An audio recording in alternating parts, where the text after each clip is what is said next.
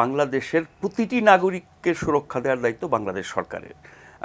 সংখ্যালঘু আর সংখ্যাগুরু বলে কথা না, বাংলাদেশের প্রত্যেকটা নাগরিক যে ধর্মের, যে বর্ণের, যে রাজনীতির, যে আদর্শেরই হোক না কেন, সেটি বাংলাদেশ সরকার করে থাকে। ব্যত্যয় নিশ্চয়ই ঘটে, কিন্তু ভারত যেই সবক দেয় আমাদেরকে এবং বাংলাদেশের সংখ্যালঘুদের উপরে নির্যাতনের কথা বলে অনেক সময় ছোট ঘটনাকে বড় করে দেখায়, অনেক সময় মিথ্যাচার করে। আমি এর আগে বলছিলাম যে বাংলাদেশের সাম্প্রদায়িক ইতিহাস ভারতের চেয়ে 1000 গুণ ভালো। ভারতে প্রতিদিন প্রতিনিয়ত কী হয়, মানে হিন্দু বনাম মুসলমান, হিন্দু বনাম খ্রিস্টান, এগুলোর বাইরেও হিন্দুদের মধ্যে যে বিভিন্ন বর্ণ গোত্র আছে তাদের মধ্যে যেই আন্তঃবিরোধ এবং নির্যাতন আমরা দেখি রাষ্ট্রীয়ভাবে, সরকারিভাবে, রাজনৈতিকভাবে, সেই তুলনায় বাংলাদেশ বেহেস্তে আছে।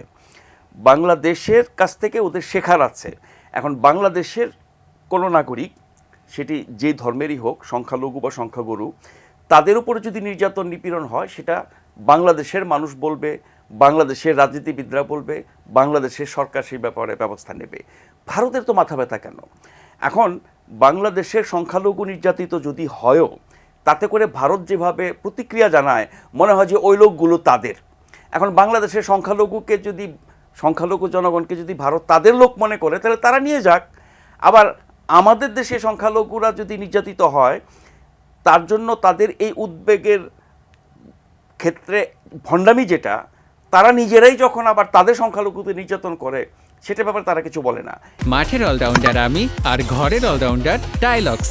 টাইলক্স টয়লেট ক্লিনার, ক্লিন মানেই টাইলক্স। এবং আমরা দেখেছি অন্তত গত 16 বছর যে বাংলাদেশে কোনো সংখ্যালঘু নির্যাতনের হামলার ঘটনা ঘটলে পরে ভারত তো ধমক ধামক দিতই, আমাদের সরকার তটস্থ হয়ে দৌড়ঝাঁপ শুরু করে দিত এবং ভারতের চেয়ে আরও বেশি নিন্দা জানাতো। কিন্তু ভারতের সংখ্যালঘুরা মানে মুসলমানরা নির্যাতিত হয় নানানভাবে, সেই ক্ষেত্রে ভারত তো কিছু বলবেই না, তারা নির্যাতক, আমাদের সরকারও কিছু বলতো না। তাহলে আমাদের এখানে সংখ্যালঘু নির্যাতিত হলে তারা যদি প্রতিক্রিয়া জানায়, আমরা কেন ওদের সংখ্যালঘু নির্যাতিত হলে প্রতিক্রিয়া জানাই না? তার মানে বিষয়টা ধর্মের না, এটা সম্পূর্ণভাবে রাজনৈতিক এবং সেটি খুব খারাপ রাজনীতি। এই অবস্থা বহু বছর চলে আসছে। এখন যেটা আপনার দর্শক বলছিলেন যে ভারতের সাথে আমাদের সম্পর্ক, সেটি যদি আমরা স্বাধীনতার পর থেকে 53 বছরের ইতিহাস পর্যালোচনা করি, গত 16 বছরের মতো এত খারাপ কখনো ছিল না। খারাপ কোন অর্থে? আমরা সব কিছু তাদের হাতে তুলে দিয়েছি, একরকম আত্মসমর্পণ করেছি, আমাদের পুরো বাংলাদেশের সকল সামর্থ্য যেন ভারতের জন্য নিবেদন করেছি এবং ভারত যখন যা যেভাবে চেয়েছে আমরা সব কিছু অকাতরে বিনা বাক্যে দিয়ে দিয়েছি। ভারতকে দিতে পারলেই যেন আমরা খুশি।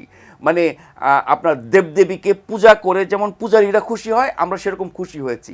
সেরকম একটি ভারত যখন দেখেছে তার পূজারীদের কাছ থেকে সে পূজা পাচ্ছে না, উপঢৌকন পাচ্ছে না, আপনার কি বলবো, যা প্রাপ্য না সেটাও পেতো আগে, সেটার থেকে বঞ্চিত হচ্ছে, তখন তাদের মাথা খারাপ হবে। সে কারণে তাদের এত সব তৎপরতা, এটা আমরা বুঝি। কিন্তু ভারতের সাথে একটা স্বাভাবিক এবং সুষম সম্পর্ক বজায় রাখা দরকার, এটা সবাই বলে। এখন বিভিন্ন সময় বিভিন্ন সরকারের কী ভূমিকা ছিল সেই পর্যালোচনা না যাই, গত 16 বছরে আমরা যেভাবে পদানত হয়েছি ভারতের কাছে, অসম সম্পর্ক তৈরি করেছি, দাস এবং প্রভুর সম্পর্ক তৈরি করেছি, সেখান থেকে বেরিয়ে আসা কঠিন। এই অন্তর্বর্তী সরকার অল্প কিছুদিনের জন্য এসছে, তাদের নির্দিষ্ট কিছু দায় দায়িত্ব আছে, তারা দেশটাকে স্বাভাবিক অবস্থা করে কিছু সংস্কার করে নির্বাচন দিয়ে নির্বাচিত সরকারের হাতে দিয়ে চলে যাবে। তখন যে সরকারটি আসবে, আমরা আশা করব ওই সরকার দেশের মর্যাদা, সম্মান, সার্বভৌমত্ব, স্বাধীনতা, অধিকার রক্ষা করে ভারতের সাথে বন্ধুত্বপূর্ণ সম্পর্ক রাখবে। আমরা বন্ধুত্বের নামে প্রভুত্ব দেখেছি, আমরা সেটা চাই না, শত্রুতাও চাই না। ভারত আমাদের প্রতিবেশী। অনেকে বলে ভারত প্রতিবেশী, প্রতিবেশী তো বদলানো যাবে না।